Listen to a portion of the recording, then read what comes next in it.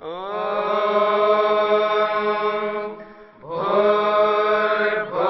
स्वः तत्सवितुर्वरेण्यं भर्गो देवस्य धीमहि धियो यो नः प्रचोदयात्।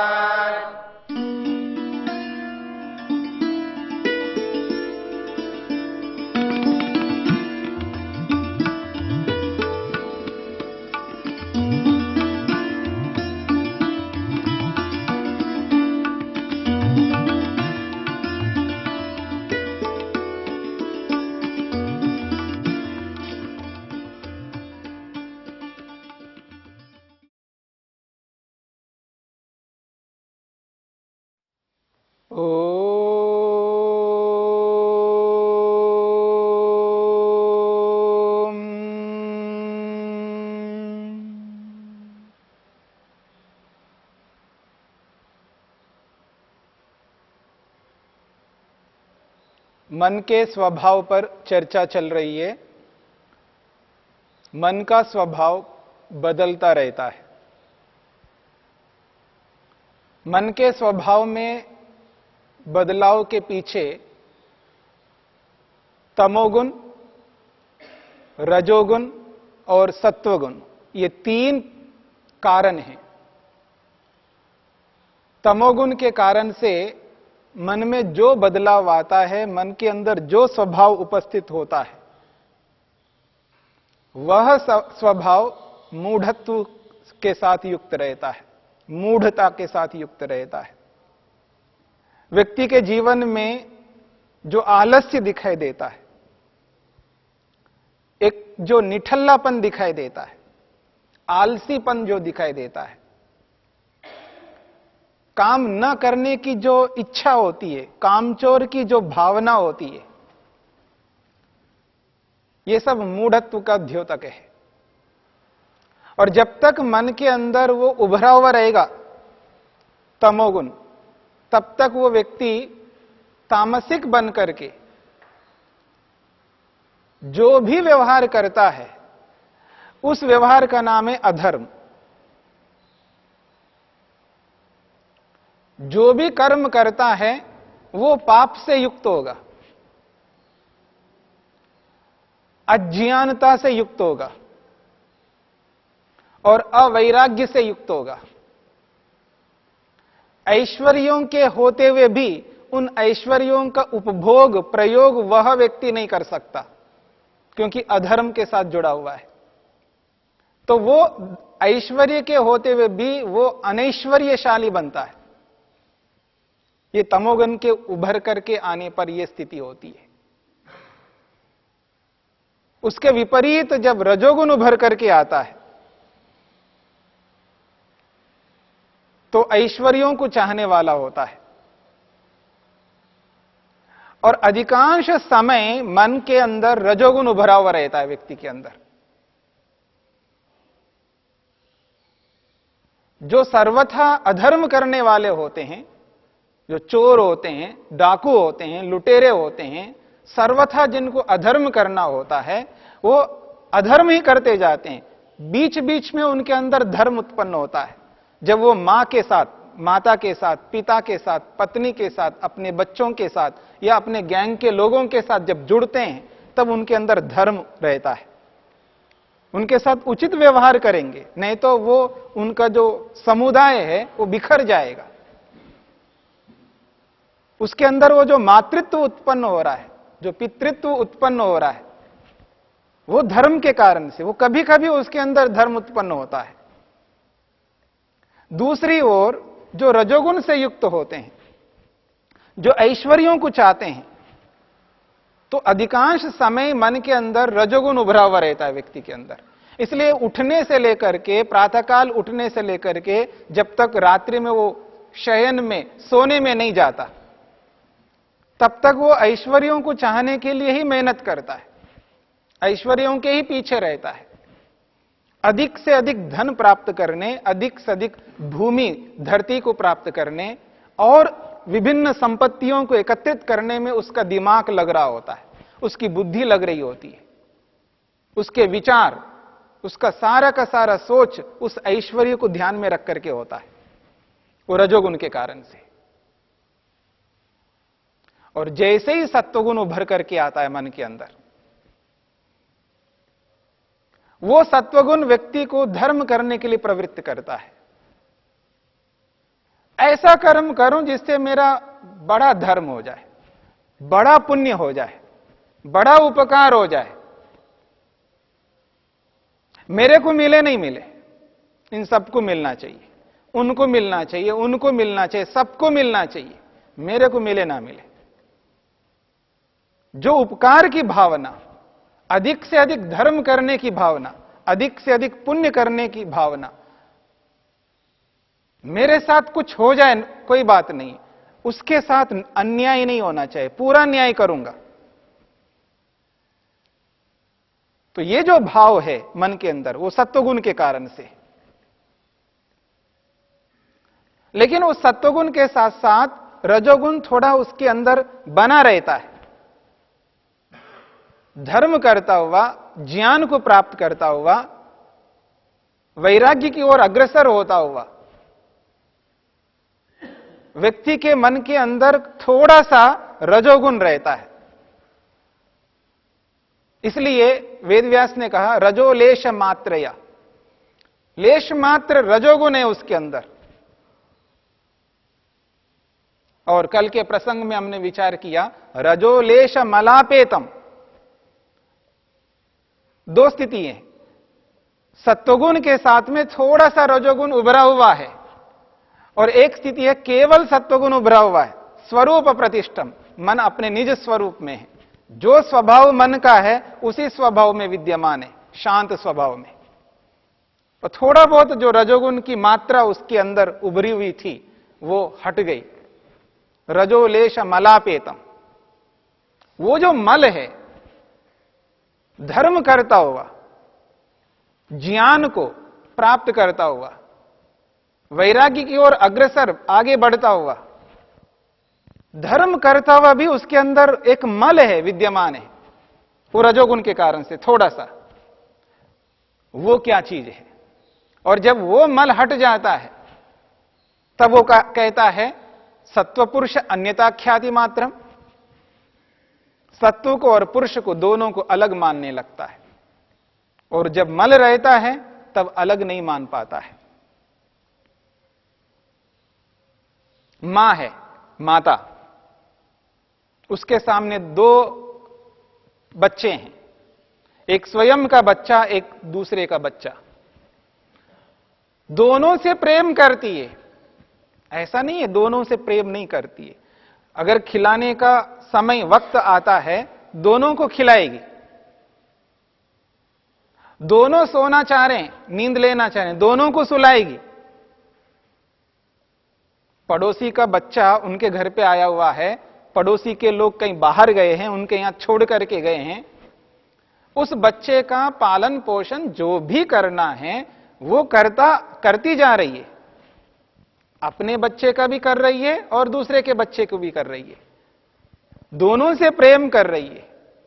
रजोलेश मलापेतम एक स्थिति है, रजोलेश मात्रया, थोड़ी सी मात्रा है रजोगुण की, और उस थोड़ी सी मात्रा के कारण से जो अपनत्व है, मेरा बेटा, ये जो अपनत्व है, धर्म दोनों स्थितियों में कर रही है, खिला रही है, धर्म कर रही है, दोनों को भूख लग रही है, दोनों को खिला रही है, दोनों के साथ सेवा समान रूप से कर रही है।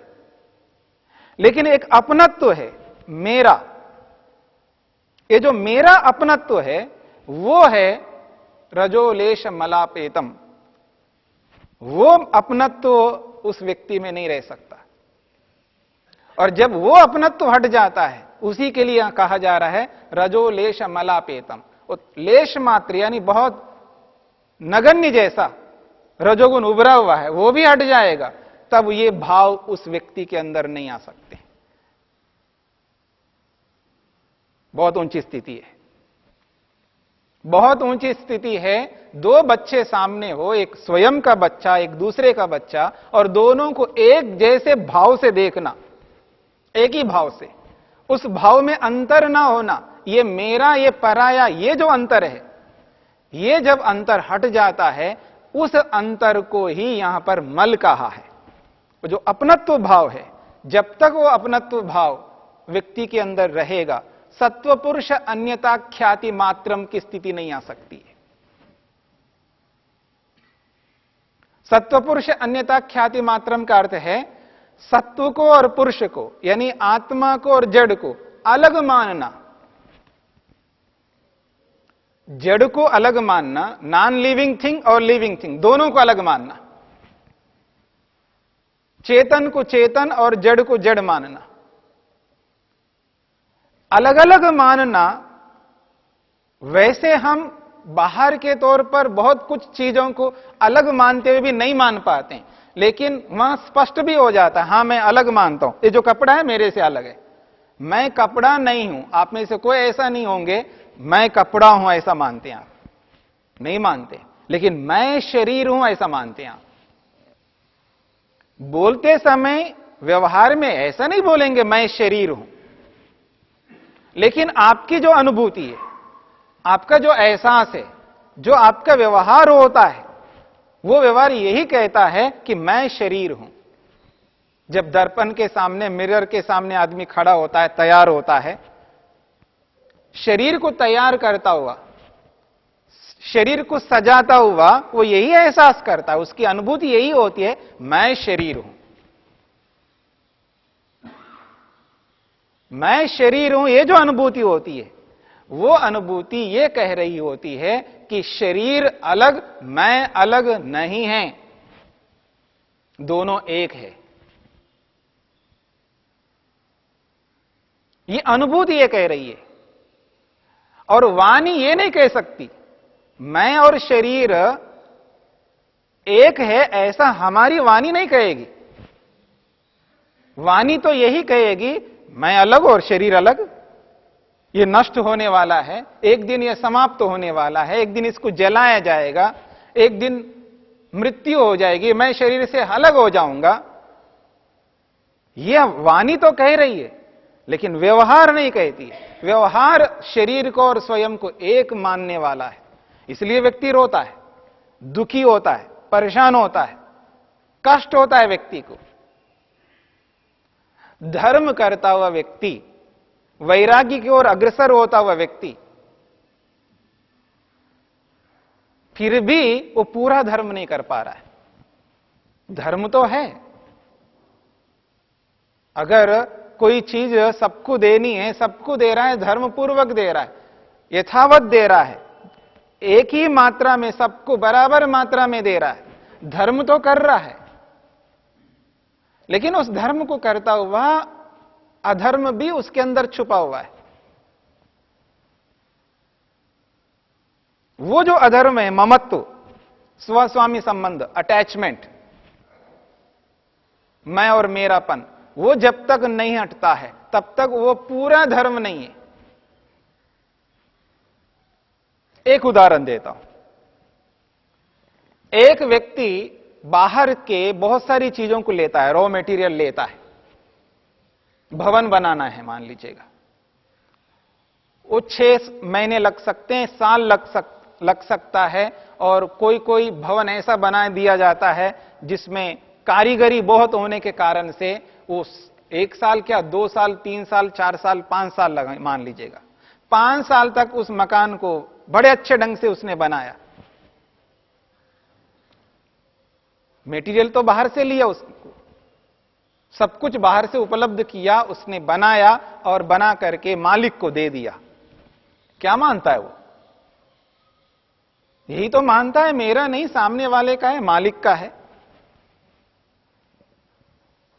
एक मां चावल लेती है, आटा लेती है, सब्जी लेती है, दाल लेती है, और अन्य प्रक्षेप उसमें संस्कार करने के लिए जो भी मसाले वो सब चाहिए, सब बाहर से लिया और लेकर के भोजन अच्छा बना करके तैयार किया।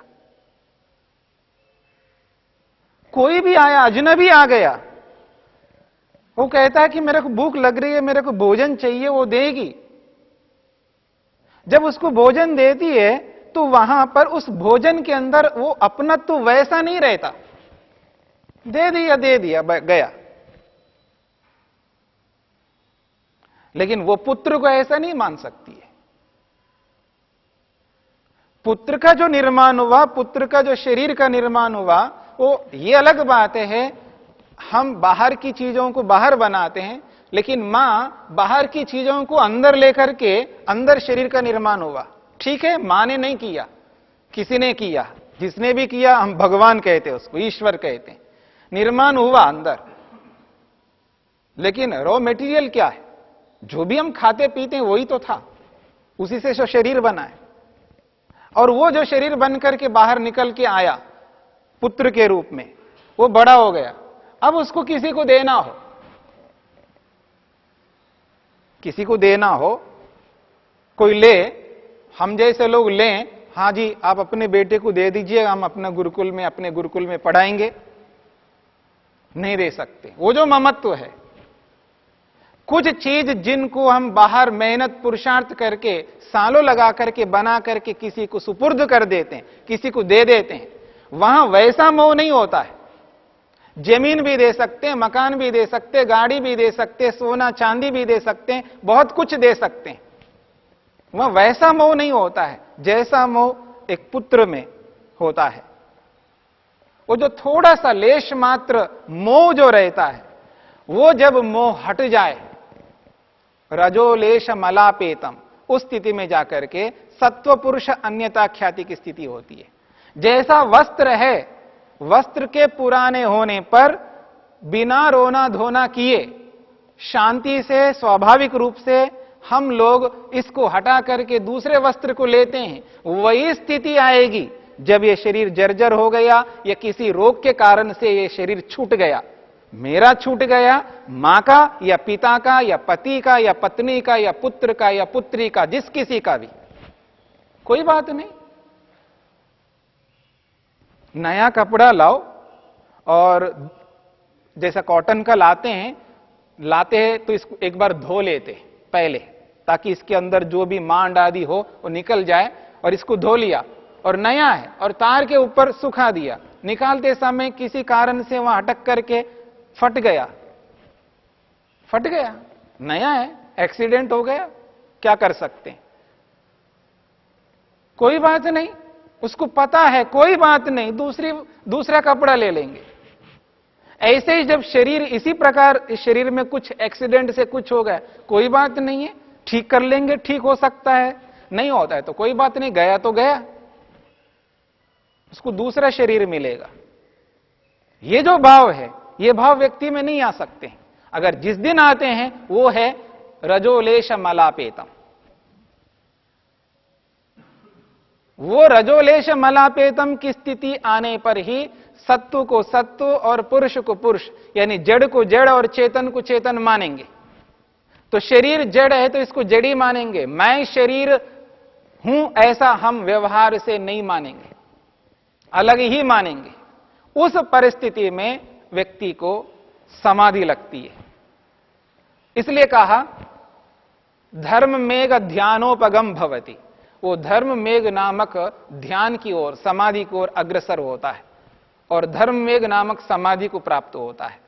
आत्मबोध के लिए ये धर्म मेघ नामक समाधि है, ये उत्कृष्ट समाधि है। आत्मा को जड़ से अलग मानने की जो उच्च स्थिति है, आत्मानुभूति जिस स्थिति में होती है, वो है धर्म मेघ नामक समाधि, जिसके लिए महर्षि ने बहुत अच्छे शब्दों से कहा है, तत्परम प्रसंख्यानम इति आचक्षते ध्यायिना। तत्परम प्रसंख्यानम, प्रसंख्यानम का मतलब है समाधि, साक्षात्कार।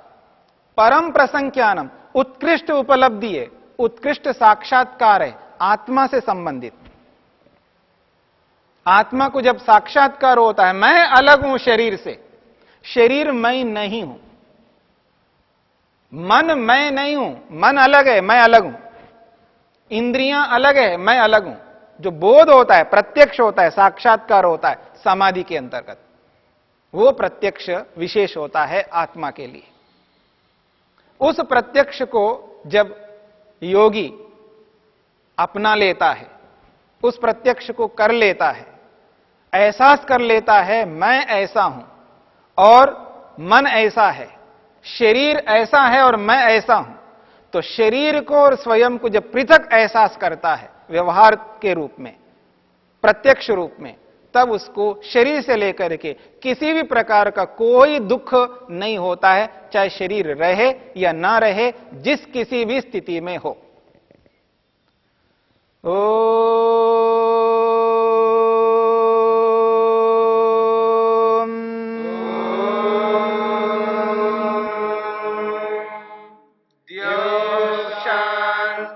शांतिरंतरिक्षं शांतिर्पृथिवी शांतिरापः शांतिरोषधयः शांतिः वनस्पतयः शांतिर्विश्वे देवा शांतिर्ब्रह्म शांति सर्वं शांति शांतिरेव शांति क्षमा शांतिरेधि। ओम शांति शांति शांति।